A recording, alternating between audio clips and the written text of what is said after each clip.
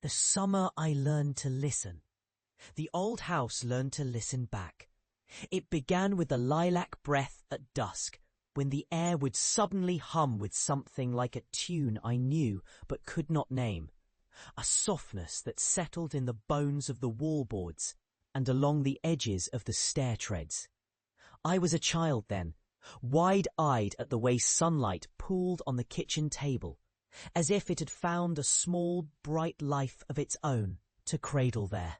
We talked to the house in the only language we knew, quiet voices, half-formed sentences, the sort of whisper you give a wary animal, and in return, it spoke through the world it wore like a coat, the settling timbers, the sigh of a hinge, the way the door would open just a fraction, as if listening for us to name it.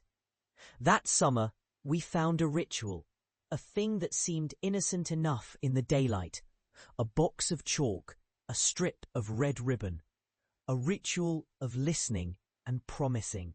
My friend Mara and I, we would stand at the kitchen threshold at twilight and trace little circles in the dust along the sill, a finger's width wide, a circle meant to keep company with the house while it slept.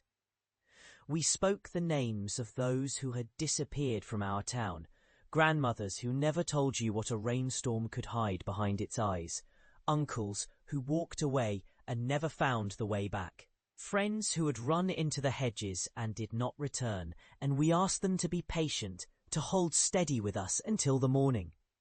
The house did not seem to judge the ritual so much as listen, and when Mara laughed, the old place hummed in answer, a sound like milk turning in a pot, a sweetness that settled into the corners of the room. Mara was the kind of girl who believed a house could keep a secret as easily as it could keep a thimble of honey. She wore a ribbon in her hair the colour of crushed rose petals, and her play was an unspoken pact with the old place. We would respect the house's pauses. We would not shout into its corners. We would take care with our words, so that we might borrow its quiet for a little while longer. It was the most innocent thing in the world, really. 2 children in a summer that would not quit.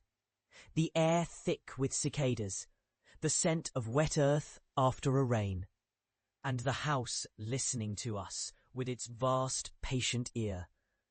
That year, Mara vanished as suddenly as a switch being flipped off. Not from the town, not from the earth, but from the spaces we inhabited, the space between steps, between the last light and the first shadow of night, between the whispered names and the final breath of the day.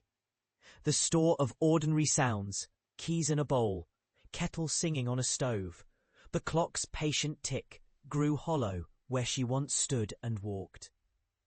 The family did not speak of her, not aloud. The adults spoke in that careful, private language grown-ups use to guard a thing they cannot bear to name. But the house remembered Mara. It kept the echo of her laughter in the pantry, the memory of her fingers brushing dust from the windowsill, the particular scent of lilac that followed her like a shadow she could cast with the lift of her chin. Time does its quiet work, and you learn not to press it for answers. The house, in its way, I learned to wait for Mara in the places she used to be, as if the world itself might tilt and show me a path back to the way she had moved through the rooms in those long-ago days. Decades passed in the rhythm of a life that did not hurry, a life that learned the mercy of time by growing old inside its own memories. The lilac in the yard still bloomed every spring, a pale portrait of the summer that had begun with a circle drawn in dust and a pair of small, determined hands. The house aged with me, the paint thinning to the colour of sun-faded parchment, the windows clouding over with the slow handwriting of rain. But there were moments, brief and almost accidental, when Mara returned the way a patient friend returns after a long absence. A whisper just behind my ear as I set a cup on the saucer.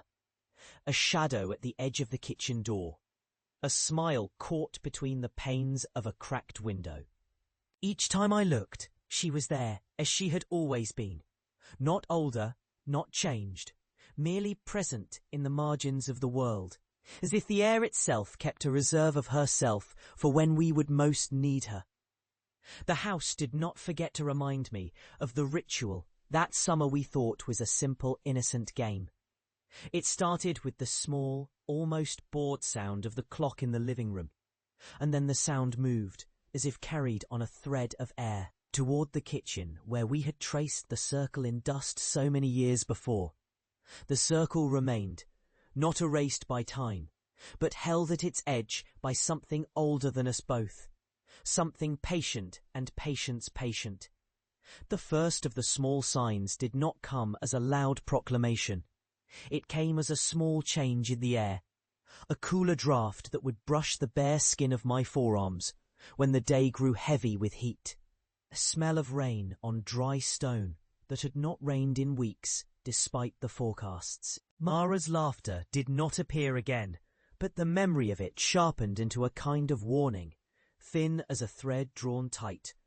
One night, after a storm that had pressed against the windows like a wet hand, I found a page tucked into the spine of a book in the hall, an old family ledger I had not touched in years.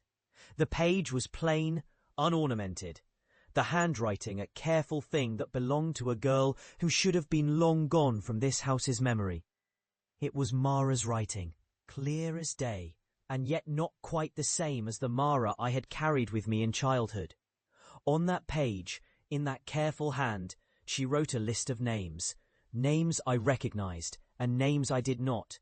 A name I had spoken aloud once in a circle, a name I had forgotten to breathe in the days when we pretended the house did not listen.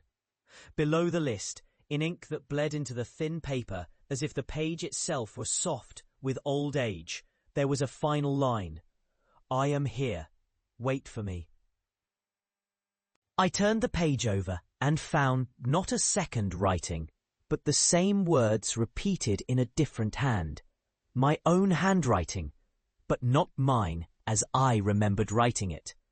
A stricter, younger hand that bore the weight of a time when I still believed in circles and names, and the idea that a house could keep you if you were careful enough with your own breath. It should have frightened me, the sudden recognition that I had authored my own forgetting, that the circle I had drawn so many years ago could be made again by a child with a pencil and a belief in the right to remain. But the fear did not come. The fear was already a memory, the kind that settles into your chest only when time refuses to forget you back. The house grew more patient and more exact in its accusations, if one could call them that. There were mornings when the windows showed a faint light, the colour of old glass, the exact colour Mara used to paint her nails